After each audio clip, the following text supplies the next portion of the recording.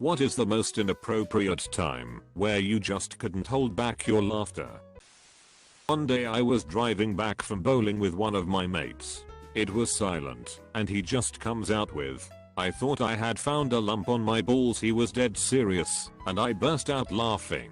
He still talks about how much of a shit bloke I am.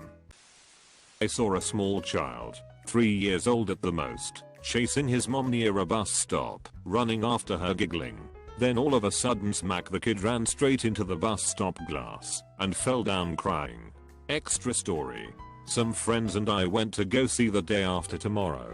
There's a scene where the hospital has no power left. There is only a few nurses and a dying boy left. From what I remember, we'll call the boy to me, and they are wondering what they will need to do. The situation is hopeless. Sad scene. Quiet theater. I lean over to my friend and whisper, "We are going to have to eat." To me, he struggled to hold back his laughter. I work as a software developer and my mate had to develop a CMS module, content management, where customers could upload descriptions, images, etc. Naturally, we tested the image upload function with some filth we found on 4chan. I remember in particular 4 images we uploaded. To test an image rotator, a dog with a t-shirt on, a girl with her breasts out, a bloke having a wank, and an old woman having a poo. One day my boss was suddenly really angry as these images, having been saved on our hard drives, found their way up to a server. When I asked him what they were, and he came out with boobs, wanking, shooting in a really serious voice, I completely lost it and started making snorting noises trying to contain myself. We were listening to everyone's Tell Me a Story speech in speech class. The whole day, all the speeches were pretty funny, or at least light-hearted.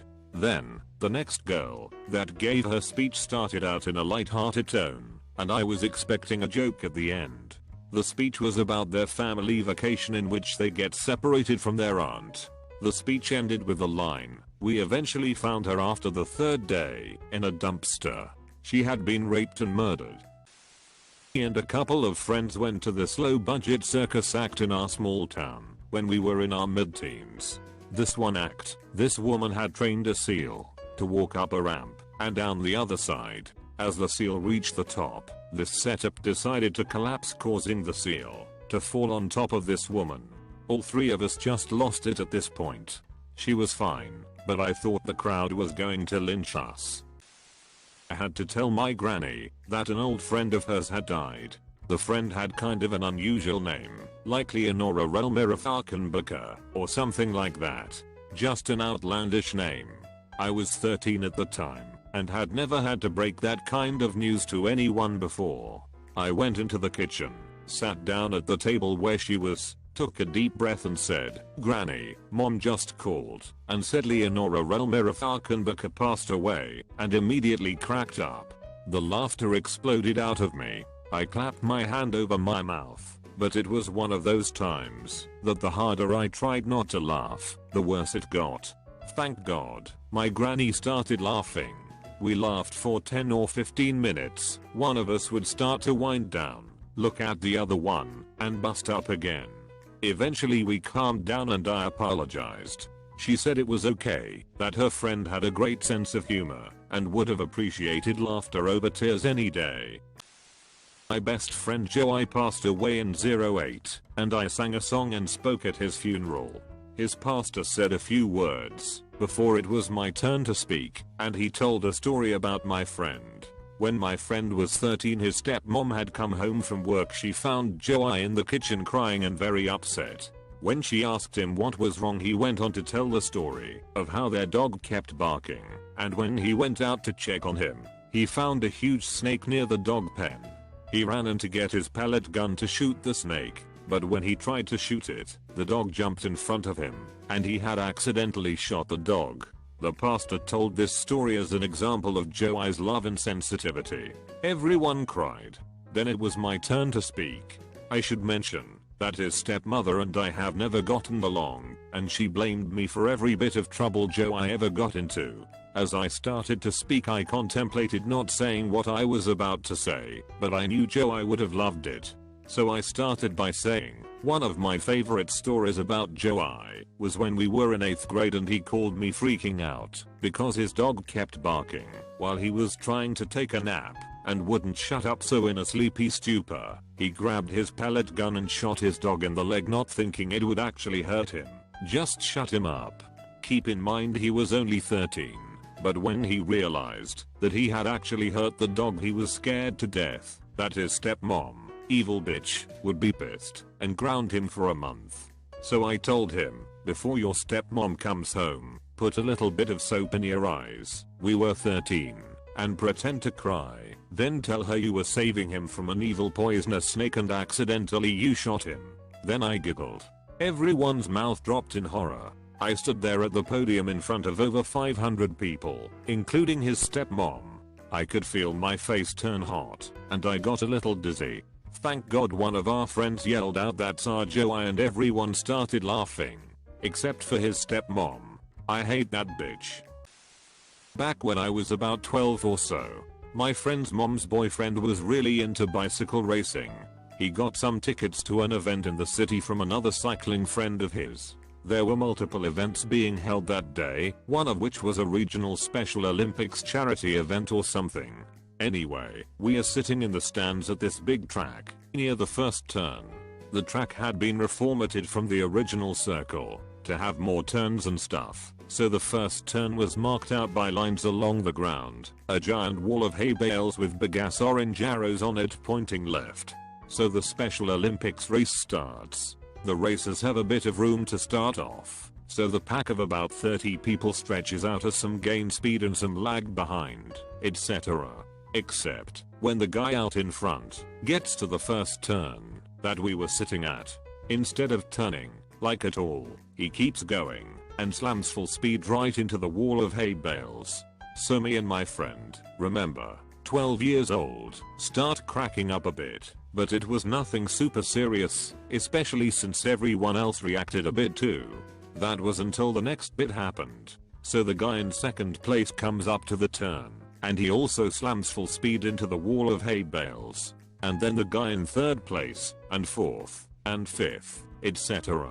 Until 15 or 20 Special Olympics cyclers are all piled up in a massive crash, and their handlers and event staff are all trying to get in there and sort it out.